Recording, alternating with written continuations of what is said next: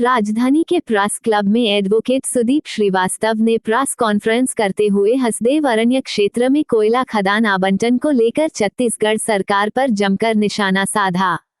वार्ता में सुदीप श्रीवास्तव ने बताया कि राजस्थान के मुख्यमंत्री ने छत्तीसगढ़ के मुख्यमंत्री को पत्र लिखकर हसदेव अरण्य क्षेत्र में पीईकेबी परसा ईस्ट केते बसांत खदान के दाईं और बाईं ओर स्थित परसा और केते एक्सटेंशन कोल ब्लॉक में कोयला खनन की अनुमति देने की मांग की है। लेकिन अगर इस क्षेत्र में खनन को बढ़ावा दिया गया तो ऐसा करना क्षेत्र के लिए बहुत ही हानिकारक सिद्ध होगा। यह पूरा क्षेत्र अनुसूची 5 के अंतर्गत आदिवासी क्षेत्र है और हसदेव नदी के जल ग्रहण वाले घने जंगल से युक्त है। यहाँ पर खनन की अनुमति देने से जैव विविधता को भारी नुकसान होगा ही वहीं मानव हाथी संघर्ष बढ़ेगा एवं हसदेव नदी के सतह जल प्रवाह के साथ साथ क्षेत्र की वर्षा में भी कमी आएगी। कोयला खनन खुली खदानों होने के कारण पूरे क्षेत्र से मिट्टी तेजी से बहते हुए हसदेव नदी में नीचे स्थित हसदेव बांगो बांध में जमा होगी और इससे बांध की क्षमता पर विपरीत प्रभाव पड़ेगा। एडवोकेट सुदीप श्रीवास्तव। देखिए, हसदेव अरण्य में कोयला खनन का विरोध केवल उस इलाके के कुछ पेड़ जंगल बचाने का विरोध नहीं है। हसदेव अरण्य की जो महत्ता है छत्तीसगढ़ के अर्थव्यवस्था में, उसको समझने की ज़रूरत है। ये जंगल जो लगभग 1800 वर्ग किलोमीटर का है, छत्तीसगढ़ के सबसे बड़े बांध हसदेव बांगो मिनी माता का कैचमेंट है और ये बांध 3000 मिलियन घन मीटर का बांध छत्तीसगढ़ का सबसे बड़ा बांध है, जो गंगरेल से भी 3 गुना बड़ा है। 2.5 लाख हेक्टेयर को खरीफ, 1.25 लाख हेक्टेयर को रबी और 64,000 हेक्टेयर को गर्मी की फसल का प्रावधान इसमें था। लेकिन पिछले 30 सालों में पावर प्लांटों को ज़्यादा पानी देने के कारण और सिल्टिंग होने के कारण, जिससे बांध की क्षमता घटती है मिट्टी आने से, गर्मी का फसल का पानी देना ऑलरेडी बंद हो गया है। अगर इस इलाके में जहाँ पर ये खदान खुली हुई है राजस्थान अडानी की, इसको बढ़ाया गया तो धीरे धीरे ये बांध की क्षमता घटती जाएगी और जिस तरह से ICFRE ने अपनी सिफारिश की है कि 4 ब्लॉक अभी खोल लीजिए, 5 ब्लॉक को बाद में लेंगे और 14 ब्लॉक के लिए अध्ययन करा के निर्णय ले लेंगे, ये पूरा का पूरा इलाका खतरे में है। और अगर ये पूरा इलाका कोयले के नाम पर बर्बाद हुआ तो जांजगीर से लेकर पूरे रायगढ़ तक भूखमरी के हालात होंगे। राज्य में केवल 38% खेती है जो सिंचित है, जांजगीर जिले की खेती 80% सिंचित है।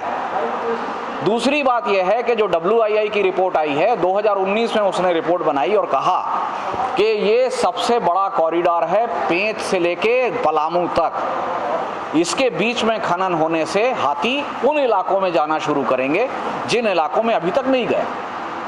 उत्तर छत्तीसगढ़ में हमेशा हाथी रहे हैं, लेकिन उस रिपोर्ट को जब लिख रही थी WII, तभी हाथियों ने लगता है उसको पढ़ लिया और कांकेर और दुर्ग के जंगलों का रुख कर लिया है। मैं तो ये कहता हूं कि एक दिन आएगा कि अरण्य भवन और महानदी भवन के सामने में हाथी खड़ा दिखेगा आपको, और उस समय आपको समझ में आएगा कि इस इलाके के साथ छेड़छाड़ का मतलब क्या है।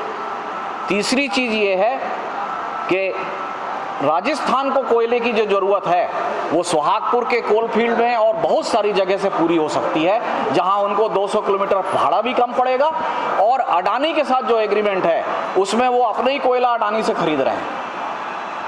ऐसा एग्रीमेंट जिससे राजस्थान को बिजली महंगी मिल रही है, उसके लिए राजस्थान के मुख्यमंत्री छत्तीसगढ़ के मुख्यमंत्री को चिट्ठी लिखते हैं और छत्तीसगढ़ के मुख्यमंत्री उनकी मदद की दिशा में आगे बढ़ रहे हैं।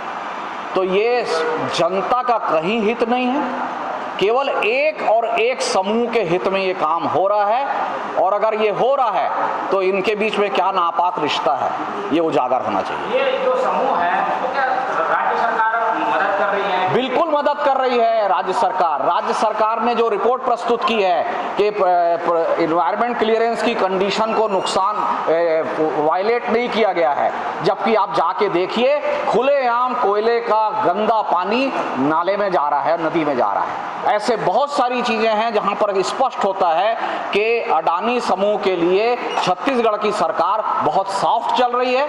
और जिस तरीके से इसके पास एग्रीमेंट हैं, रायगढ़ में 4 सरगुजा में 4, बस्तर के भी एग्रीमेंट। तो आप रायगढ़ को जिंदलगढ़ बोलते थे, छत्तीसगढ़ अडानीगढ़ हो जाएगा। लेकिन वन मंत्री ये कह रहे हैं कि ऐसी कोई बात नहीं है, केंद्र ने अनुमति दे दी इसलिए हमको देना। हम तो केंद्र सरकार को बराबर का दोषी मान रहे हैं, बराबर की दोषी है, लेकिन वन अनुमति की प्रक्रिया में प्रस्ताव राज्य भेजती है। वन और भूमि राज्य का विषय है संविधान में।